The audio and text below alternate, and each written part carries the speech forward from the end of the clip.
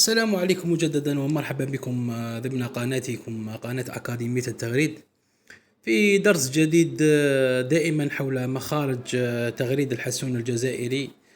ما زلنا مع المخارج، ما دخلناش لي باسات، وهذه المرة مع نقطة اللقلاق. نقطة اللقلاق التي تعتبر من النقاط المصنفة كمخرج ضمن التغاريد. التغاريد الجزائرية تحديدا صنفت في تغريد لافوري دو بلانتور.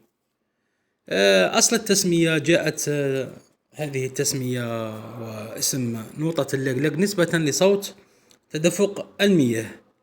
ولتأكيد المعلومة، صوت تدفق المياه الناجم عن صوت الفقاعات وصوت الاصطدام، القلقلة هذيك هذيك اللي تسمعوها هي اللي نسبوا لها نقطة اللقلاق، وليس صوت جريان المياه المعروف باسم خارير المياه.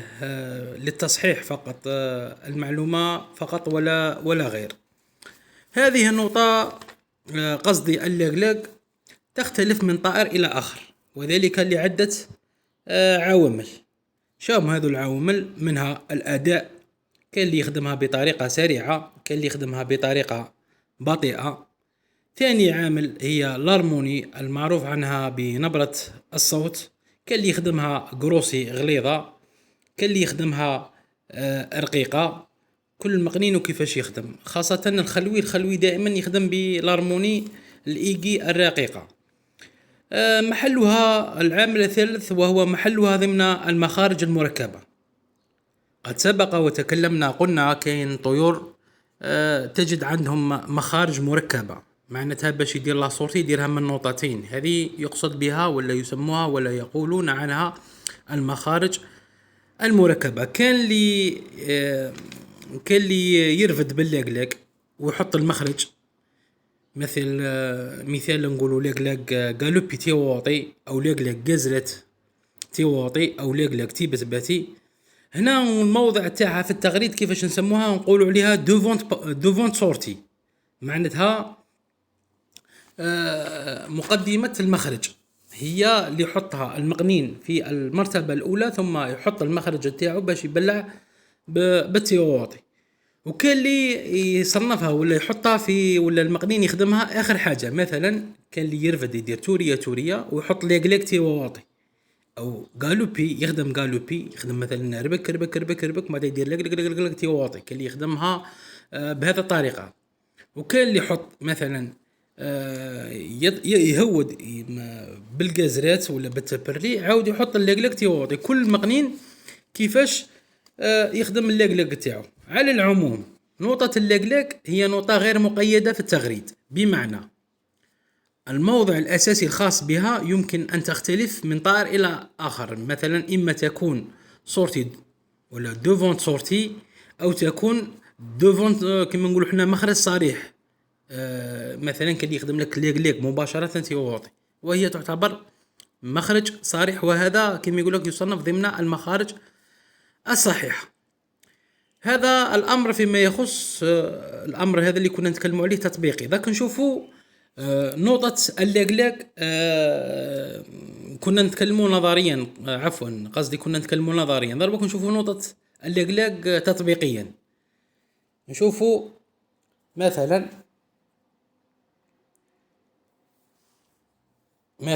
نشوفوا مثلا صوت تدفق المياه في الكوب، كاس تاع ما كيفاش نديروا فيه المياه. شوفوا هذاك الصوت هنا بطريقة سريعة.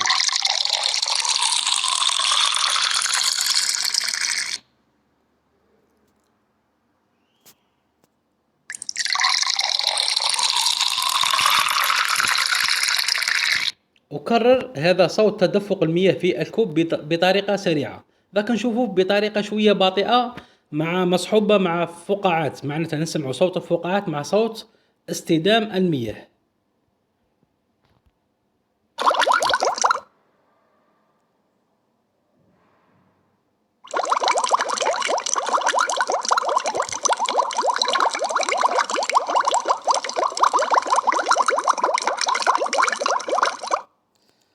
هذيك الصوت القلقلة اللي راه يديرها الصوت الناجم عن الاصطدام زائد صوت الفقاعات، هذاك هو اللي نسبوه لصوت اللقلق. نزيدو نشوفوها بوضوح مع الموجات الصوتية كيفاش تكون. مثلا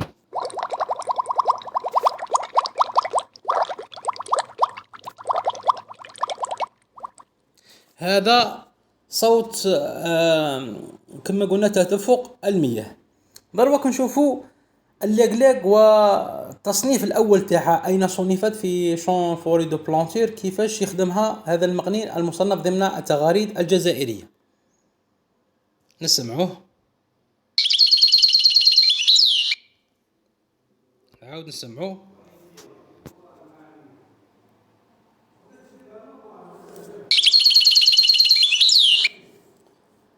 نعاود نسمعوه للمرة الأخيرة.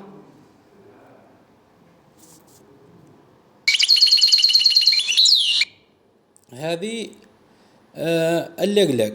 نزيدو نسمعو اللقلق، وكيما يقول لك جبنا مجموعة من ولا مجموعة من الأنواع ولا نقطة اللقلق مع مجموعة من أنواعها. نشوفوها.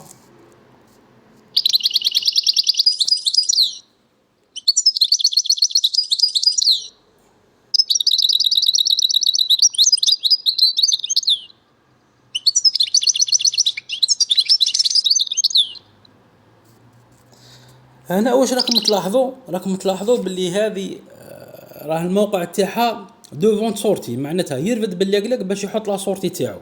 شوفوا الانواع، نعاودوا نكرروا.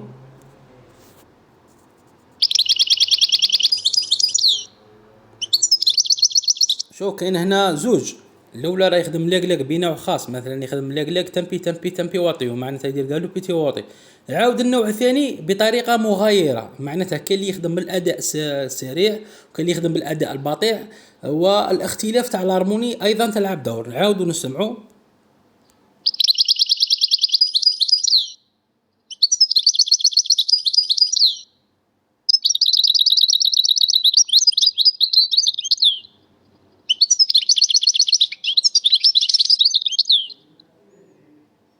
نعاودوا نسمعوا. مثلا العكس، نشوفوا باللي مثلا مقنين يرفد بنوطة ويحط اللقلق. مثلا نسمعوا هذا خلوي، واش راه يدير هنا. عاود اسمع، راه يدير تورية تورية تورية لقلق تيواضي. عاود سمعها.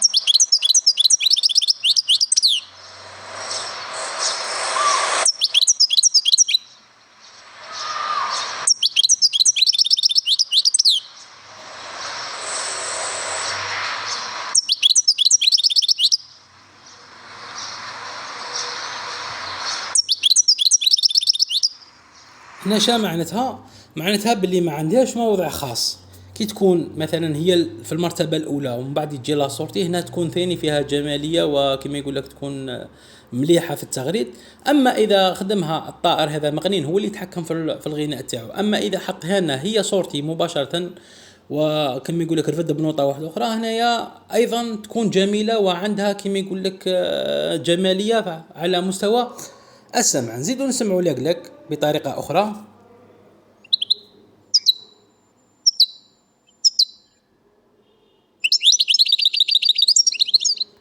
هنا واش راكم تلاحظوا باللي الأداء بطيء. تسمع لق لق لق لق كيما يقول لك ببطء. عاود تسمعها.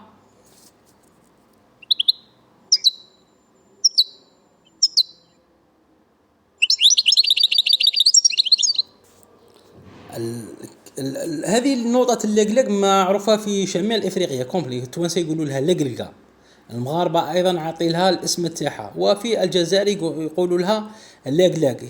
بطبيعة الحال هي ضمن كما يقول لك المدرسة التركية، ضمن تسميات لغة الحسن. نزيدوا نسمعوا لقلاق. هذه كما يقول لك مصحوبة برنة. اسمع هذه اللقلاق.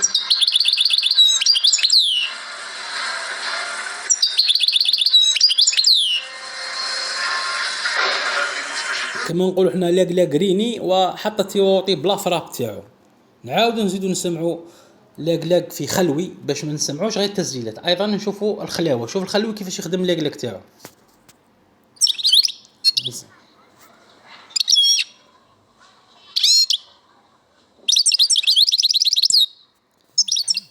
عاود تسمع.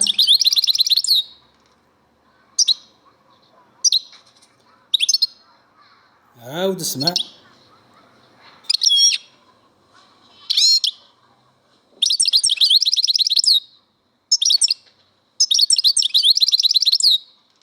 الفرق ان التسجيل تلقى فيه اللقلق كما يقول لك بالاداء ولا بالنبره الخشنه.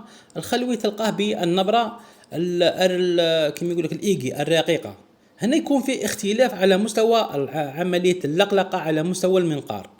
الخلوي شويه اللقلقه تاعو تكون كيما يقول لك صعيبه، وكيما يقول لك ما تكونش عندك اذن متمكنه، ما تقدرش تسمعوا بطريقه كيما يقول لك ان نهضر على المبتدئين اللي كيما يقول لك لي زونسيون ولا الناس المتمكنه. على بالي راهم يفرقوا بين اللقلقه الخاصه بالخلوي المغني خلوي، واللقلقه الخاصه بالتسجيله ولا الميلي ولا المغنين اللي يكون طالع على تسجيله ولا الملقم ولا فيه.